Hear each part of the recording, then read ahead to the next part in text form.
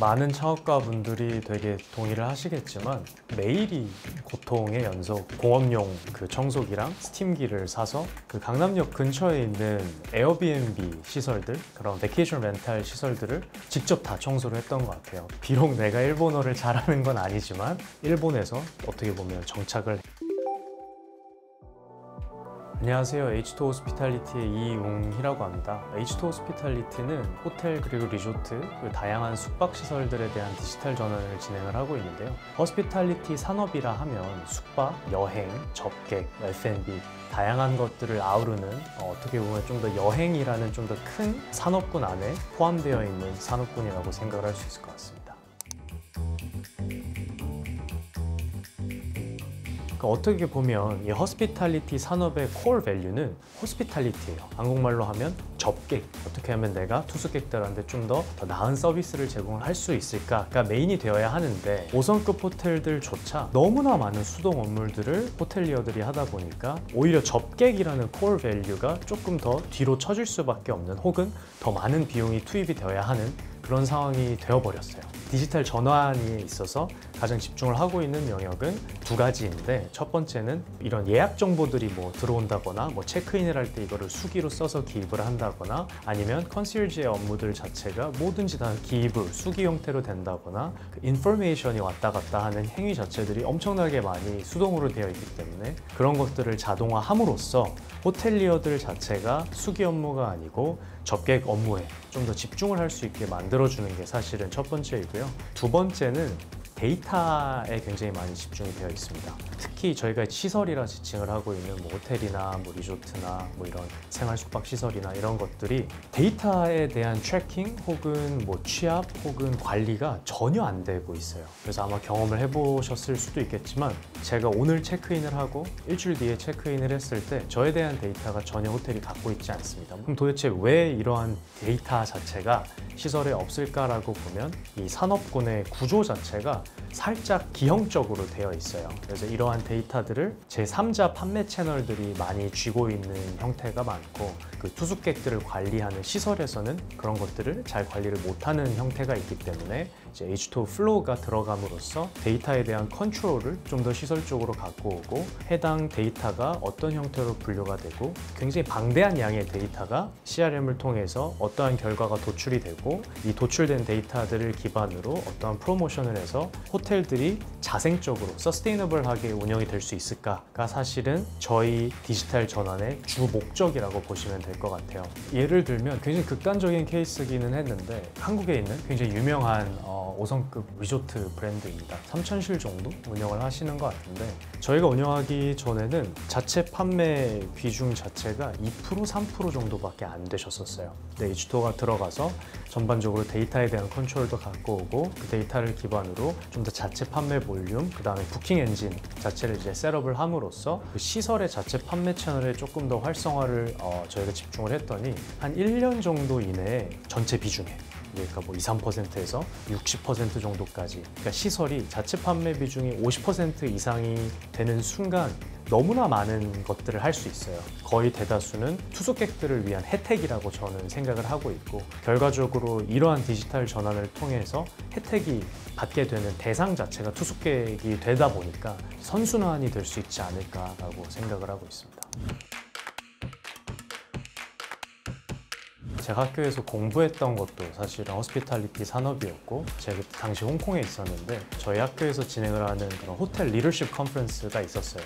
거기 가면 이런 되게 높은 글로벌 호텔의 C-레벨 분들이 참여를 하셨었는데, 그런 분들한테 뭐 어떻게 테크를 통해서 뭐 밸류애드를 하고 있는가, 아니면 뭐 당신과 다른 호텔 체인이 어떤 차별화 포인트를 갖고 있는가, 이런 질문을 던졌을 때 제가 받았던 답변 자체가 사실 좀 되게 답답한 형태가 되게 많았던 것 같아요. 전혀 이 산업군에서는 테크에 대한 거를 고려하고 있지 않구나 라는 생각도 사실은 굉장히 많이 하게 됐고, 그래서 내가 만약에 창업을 하게 되면 이 시장을 좀 더 테크를 통한 밸류애드로 진행을 해서 마켓 디스트럭션을 해보자 라는 생각을 사실 가장 처음에 갖게 됐던 것 같습니다. 사실 처음부터 지금 하고 있는 이 H2 호스피탈리티 업을 너무 하고 싶었는데, 그러려면은 이런 뭐 호텔, 그러니까 숙박 시설에 대한 뭐 위탁 운영이나 마스터리스를 해야 했어요.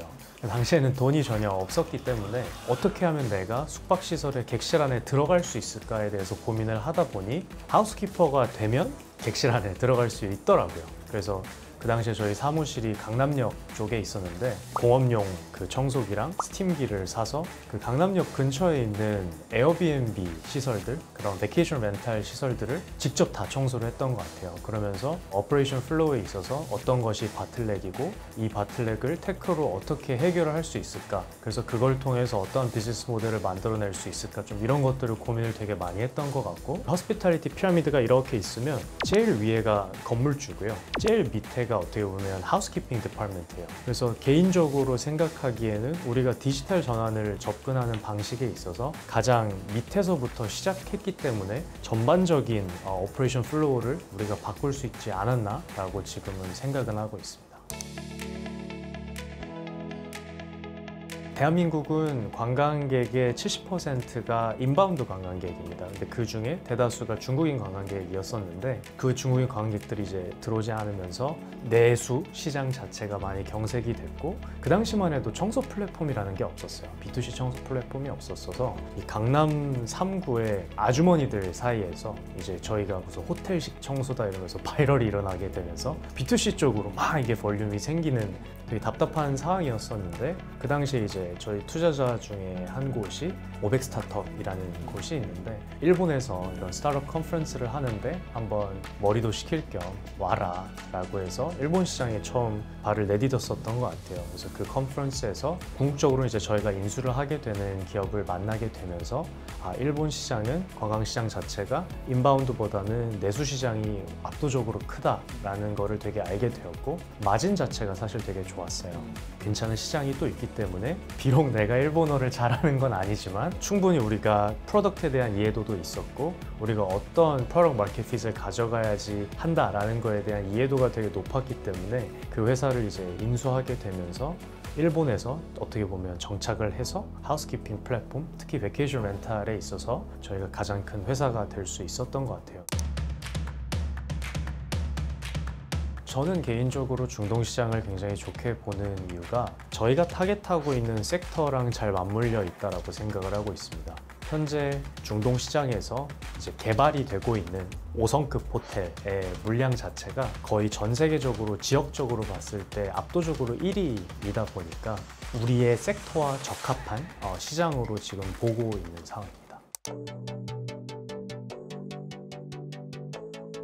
많은 창업가 분들이 되게 동의를 하시겠지만 매일이 고통의 연속이고요. 매일의 고통의 연속에 한 번씩 이렇게 큰 딥들이 옵니다.